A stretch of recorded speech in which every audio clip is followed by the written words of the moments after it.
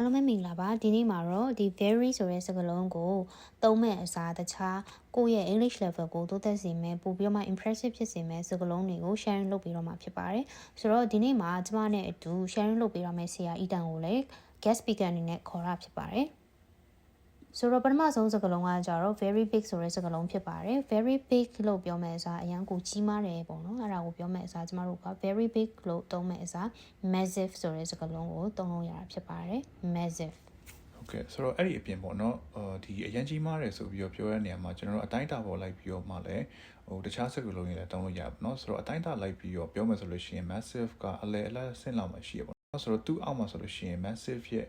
အောက်မှာဆိုရင်ကျွန်တော် huge ပြောလို့ရပါတော့ဆိုတော့ huge and then one next level is massive and then the next level would be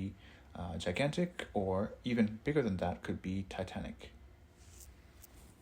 ဟုတ်ကဲ့ပါနောက်စလုံးတစ်ခုကကျတော့ very tired ဖြစ်ပါတယ် very tired ရန်ကိုပြန်မှန်းနေမောပန်းနေလို့ပြောမယ်ဆိုရင် exhausted အဲ့စကလုံးကိုသုံးလို့ရတာဖြစ်ပါတယ် Okay very tired ပြောမယ်အစားပေါ့နော်ကျွန်တော်တို့ exhausted ဆိုပြီးပြောလို့ရတယ်လို့နောက်တစ်နည်းအနေနဲ့ကျွန်တော်တို့ဒီ drained ဆိုပြီးပြောလို့ရပါတော့ drained အဲ့ဒီပြန်ကျွန်တော်တို့ဒီစိတ်ပိုင်းဆိုင်ရာပင်ပန်းနေရလားခန္ဓာပိုင်းဆိုင်ရာပင်ပန်းနေရလားပေါ်လိုက်ပြီးတော့ကျွန်တော်တို့ဒီ mentally exhausted ဒါမှမဟုတ် mentally drained or physically exhausted physically drained ဆိုပြီးလည်းကျွန်တော်တို့ပြန်ပြီးမှပြောလို့ရတယ်နောက်တစ်လုံးကကျတော့ very hungry ရန်ကိုဗိုက်စာနေဆာလောင်နေလို့ပြောမယ်ဆိုရင်အဲ့ဒါကို starving ဆိုပြီးတော့မှသုံးလို့ရတာဖြစ်ပါတယ်ဟုတ် starving အပြင်ပေါ့နော်နောက်တစ်ခုနောက်တနည်းပြောလို့ရတာက famished f a m i s h e d famished I'm famished ဆိုပြီးပြောလို့ရတာပေါ့နော်ဟုတ်ကဲ့ပါနောက်တစ်လုံးကကြတော့ very ugly မြောင်းကိုရုပ်ဆိုးကြည့်တယ်လို့ပြောမယ်ဆိုရင် hideous ဆိုတဲ့စကားလုံးကိုသုံးလို့ရတာဖြစ်ပါတယ် And another way we can say hideous or very ugly is appalling a p p a l l i n g appallingဟုတ်ကဲ့ပါနောက်တစ်လုံးကကျတော့ very angry ရန်ကိုစိတ်ဆိုးဒေါသထွက်နေရပေါ့နော်အဲ့ဒါကိုဒီ very မသုံးဘဲနဲ့အရန်ကိုဒေါသထွက်နေရဲဆိုတဲ့ဟာကိုသုံးမယ်ဆိုရင် furious ဆိုတဲ့စကားလုံးကိုသုံးလို့ရတာဖြစ်ပါတယ်ဟုတ်ကဲ့ furious အပြင် very angry အပြင် enraged e n r a g e d enraged ဆိုပြီးလည်းပြောလို့ရတယ်ပေါ့နော်ဟုတ်ကဲ့ပါနောက်စလုံးတစ်ခုကကြတော့ very coldအရန်ကိုအေးခဲနေပြီဆိုတဲ့ level ကိုသုံးမယ်ဆိုရင် freezing ဆိုပြီးမှသုံးလို့ရတာဖြစ်ပါတယ်ဟုတ်ကဲ့ဆိုတော့ဒီနေရာမှာပေါ့နော် freezing လိုမျိုး direct တော့မရှိပေမဲ့ကျွန်တော်တို့ဒီ bone chilling ပေါ့နော် b o n e - c h i l l i n g bone chilling cold ဆိုပြီးလည်းပြောလို့ရပါတော့ so the weather is bone chilling ဆိုပြီးလည်းပြောလို့ရပါတော့ဟုတ်ကဲ့ပါနောက်စလုံးတစ်ခုကကျတော့ very hot အရန်ကိုပူအိုက်တယ်အဲ့ဒါကိုပြောမယ်ဆိုရင် scorching very မသုံးဘဲနဲ့အရန်ကိုပူအိုက်တယ်လို့ပြောချင်တယ် scorching Okay အဲ့လိုမျိုးပဲနောက်ဒီပြောလို့ရတာက burning hot b u r n i n g burning h o t burning hot ဒါမှမဟုတ်လို့ရှိရင် flaming hot ပေါ့နော် f l a m i n g flaming ဆိုပြီးလည်းပြောလို့ရတယ်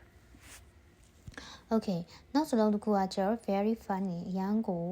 ရီမောစရာကောင်းတယ်ပေါ့နော်ရန်ကိုရီရတယ်လို့ပြောမယ်ဆိုရင် very funny လို့မသုံးဘဲနဲ့ hilarious အဲ့ဒါကိုသုံးလို့ရတာဖြစ်ပါတယ် And on top of hilarious we can also say comedic c o m e d i c comedic ဟုတ်ကဲ့ပါနောက်စလုံးတစ်ခုကကျတော့ very clean အရန်ကိုတရက်တန့်ရှင်းတယ်ပေါ့နော်အဲ့ဒါကိုပြောမယ်ဆိုရင် spotless ဟုတ်ဆိုတော့ spotless အပြင်ပေါ့နော် hygienic ဆိုပြီးလည်းပြောလို့ရပါတော့ hygienic ဆိုတာကတန့်ရှင်းတဲ့မှုရှိတယ်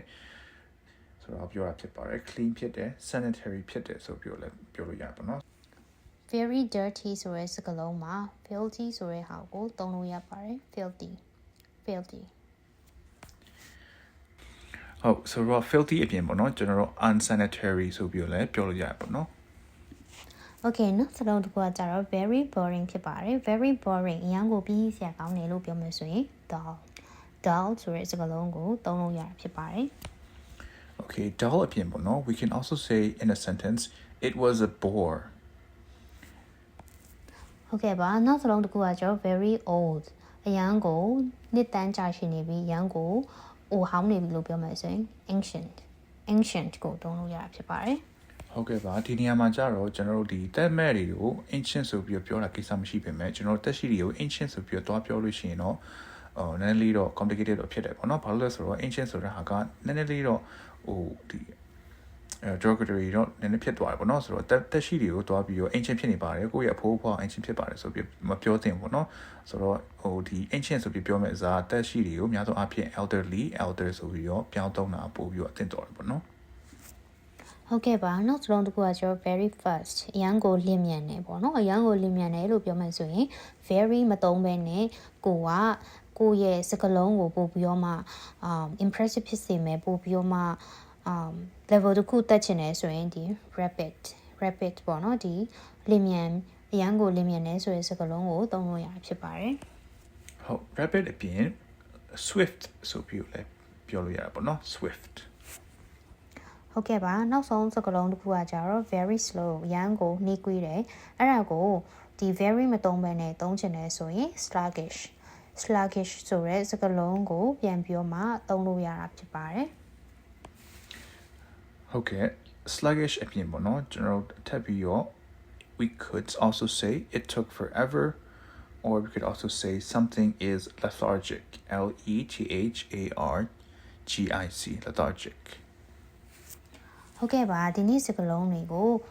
sharing လုပ်ပေးသွားတဲ့အချိန်မှာဒီခု listener တွေအတွက်ပေါ့နော်အကျိုးရှိမယ်လို့မျှော်လင့်ပါတယ်နောက်ထပ်ဗီဒီယိုတွေမှာလည်းဒီထက်ပိုပြီးတော့မှ